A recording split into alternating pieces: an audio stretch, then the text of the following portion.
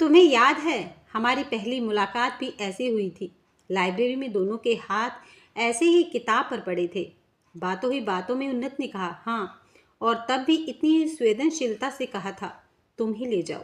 मुझे तो पहली मुलाकात में ही तुम अच्छे लगे थे। शिखा के स्वर की प्रशंसा थी। अच्छे लगे थे। तब तक तुम मेरी हर बात करती रहती थी। मेरे झगड़ने का हमेशा पता चलता था। उन्नत की नज़र में उल्हाना था। हे भगवान, तुम अभी तक केवल एक ही बुद्धू हो। मैं तर्क करने का नहीं, बल्कि ऊंची उड़ान कोहरे के कारण लेट गया था।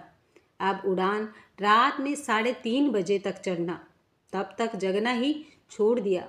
यही निशान उसने बेमन से कब्र पर राख मैगजीन उठाने के लिए हाथ ही हिलाया था कि मैरून रंग के ओवरकोट में एक गोरा और स्निग्ध हाथ भी उसी मैगजीन पर आ लगा था।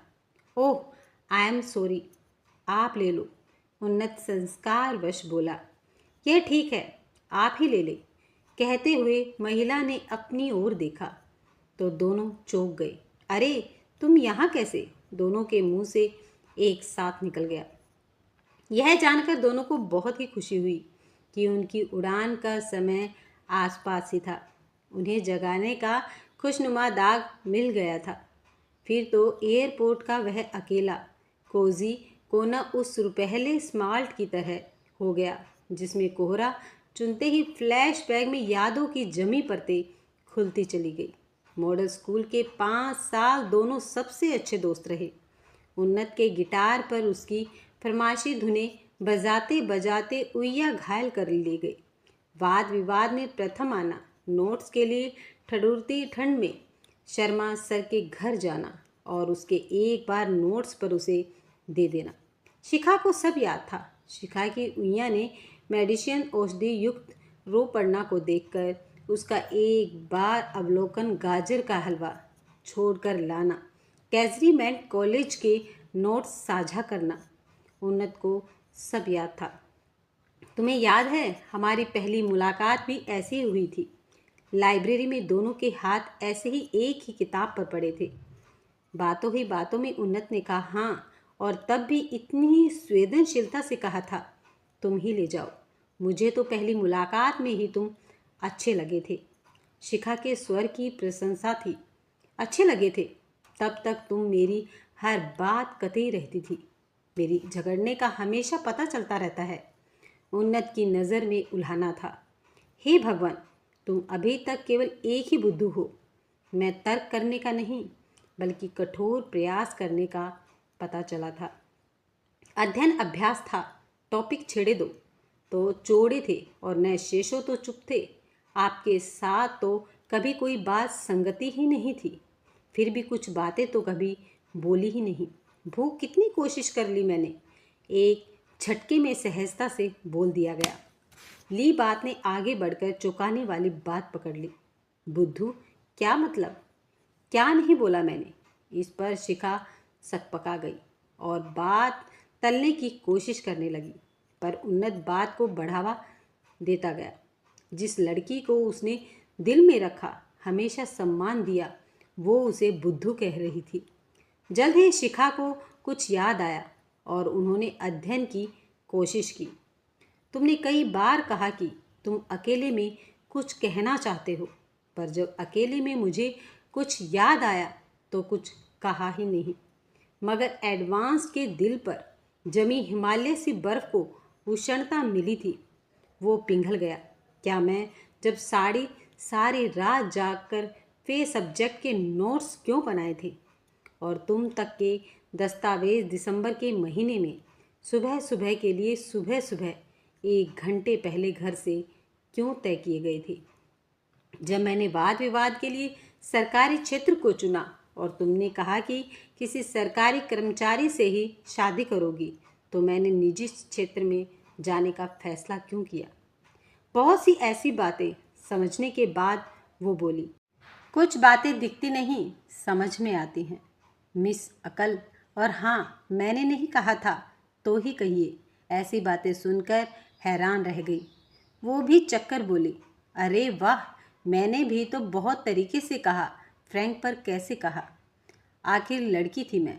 उन्होंने आगे भी एक ही पंक्ति में कहा, वाह जी वाह, हर क्षेत्र में बिश्नोई का दावा और प्यार का इजहार करना हो तो वे दोनों इस समय एक दूसरे की आंखों में देख रहे थे, मगर स्टिक खुले शब्दों में दिल की जुबान पर आते ही बात दिमाग ने तोड़ दी।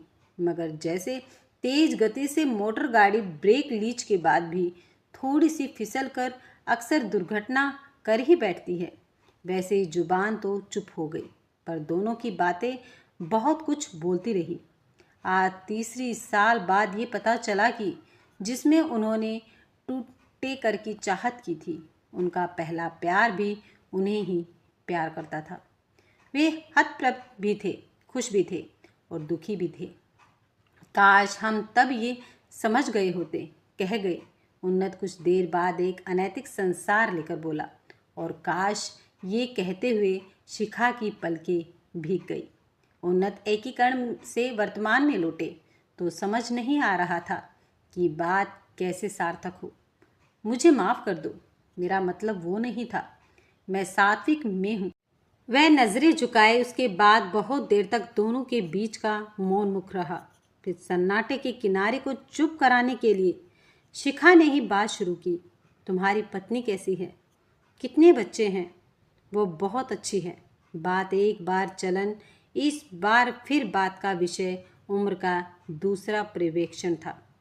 दोनों ने ही बताया था कि वे अपने जीवन से खुशियाँ और प्यार से प्यार करते हैं। अपनी उड़ान का अनाउंसमेंट विस्मयकारी उन्नत माध्यमिक हो गया है। फिर कब मुलाकात होगी पता नहीं, शायद न हो, लेकिन एक बात कही है जो शायद फ़ोन पर न कह पाऊँ। मैंने कहा था ना कि अब हम दिल की न कहते हैं तो अच्छा ही होता है, पर अब लगता है कि ये ठीक हुआ।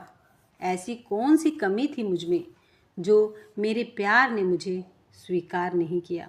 ये सोच ही शायद वो खलिश थी, क्योंकि मैं अपने अतीत को कभी याद नहीं करना चाहती थी।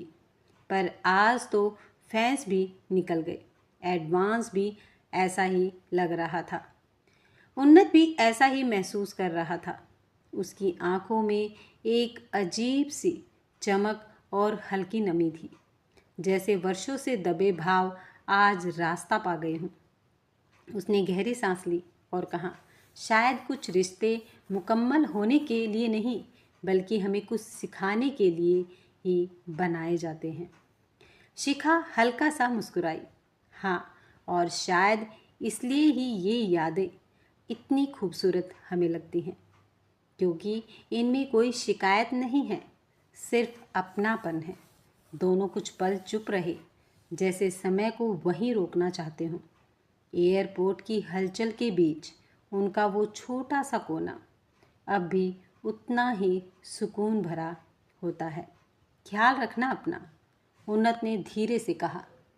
तुम भी, शिखा ने जवाब दिया। आँखों में हल्की नमी लिए दोनों अलग अलग दिशाओं में बढ़ गए, लेकिन इस बार दिल में कोई अधूरापन नहीं था। कुछ कहानियाँ ख़त्म नहीं होती हैं, बस एक खूबसूरत याद बनकर हमेशा के लिए दिल में बस जाती हैं।